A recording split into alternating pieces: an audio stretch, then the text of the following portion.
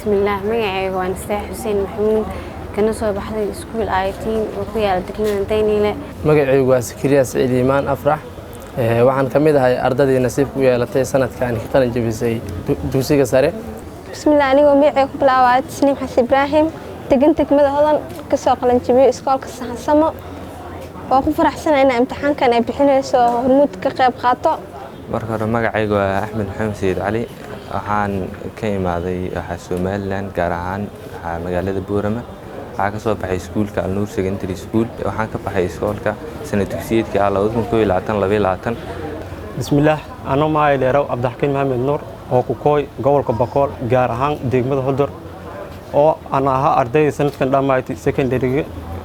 anoo guriga xaafad iska jooga walaalkay iga weyn oo asal imtixaankii la galay aalinkii soo diray wuxuu dhahay linkigan waxa bixinayso Hormuud Salaam Foundation marka sidaas walaalkay ku helay imtixaanka Hormuud Salaam Foundation waxaan ka soo abaalgareeyay Facebook page-keeda kabacdina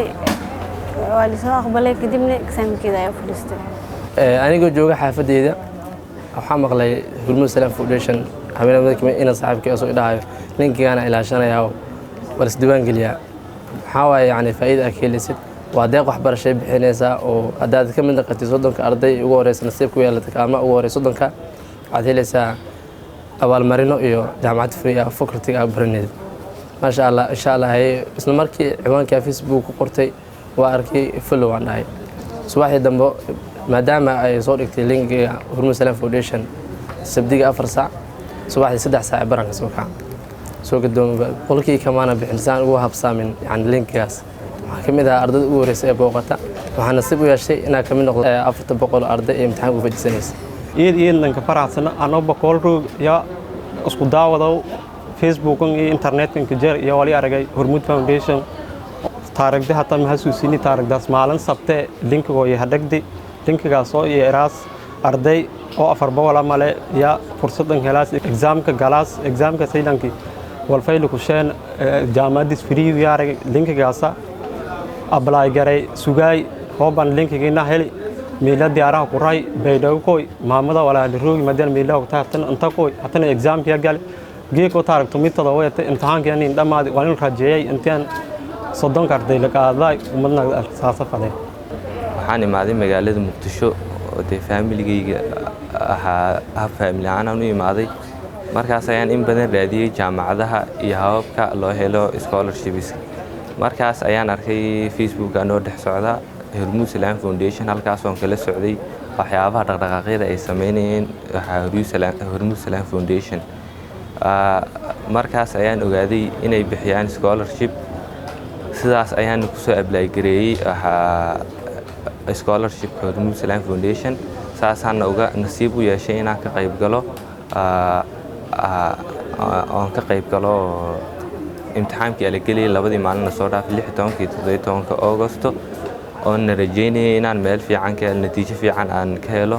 oo na ku guuleystay scholarship-ka in badan waan eegay Hormuud Salaam Foundation waxaana ay cadaatay inaysan ahayn waxa qof si shakhsi ah la isku siiyay sin waxa ay u banaan tahay Soomaaliyiin meel walba ku joogan inay heli karaan scholarship waxbarashada sidaa darteed ayaan soo codsaday waxaan rajeynayaa nasiib wacan ayaan rajeynayaa oo hore aan xaafadeyda joogay dumashiga ay soo sheegay kadib saasoo ku buuxsaday imtixaanka iyo processka oo fiican horta waxaa jira dad badan oo aan awoodin inay jaamacad iska bixiyaan marka way fiican tahay in ardayda qaar ay helaan maadaama ay familkooda ay tabartay ay haysato fursad oo weyn waaye in laga faa'iideysanayo mudan tahay goos waalidka qaar waxa jira aan awoodin in ardayda jaamacad ka bixiyaan oo markay iskuulka soo bixiyaan oo kala jaamacad ay adkaanayaan waaliddan yar yahay hay'adda Hormuud Salaam Foundation waxay garab istaagtay waalidka aan awoodin in ardayda ka bixiyaan lacagta jaamacadda insha Allah warjeenayna inay ka faa'iideysan doonaan ardayda walba rajay intaan guul ku deer safar dheer kan aan gali oo Bakool aan ku kooy Muqdisho kooy Hormuud Foundation walba rajay kulli qofan iska kalsoonayna ma baaw kalsoonidii ay weydii inta kooy hatan walba rajay intaan guuleysay waan u mahadcelinayaa Hormuud Salaam Foundation aqbalka ay siiyeen iyo fursadda ay siiyeen si aan uga qayb galo aan u helo scholarship oo waddanka dhexdiisa taasina waan ku bogaadinayaa inay ardayda ku dhiirigeliyaan waxbarashada la siiyey scholarships ardaydii ee u xaq mudatay anyone wuxuu rajeynayaa guul meesha qof kasta wuxuu u imaaday inuu guuleysto anna ilaaha tala saarnaa guula rajeynaa waxaan soo ilaa imtixaankii waxaan rajeynaa inaan ka mid noqdo 30 qofood ee nasiib ku yeelata deeqda waxbarashada Hormuud Salaam Foundation waxaan exaamkayga gala shalay maanta insha Allah aniga iyo ardayda dhammaan waxaan rajeynaynaa guul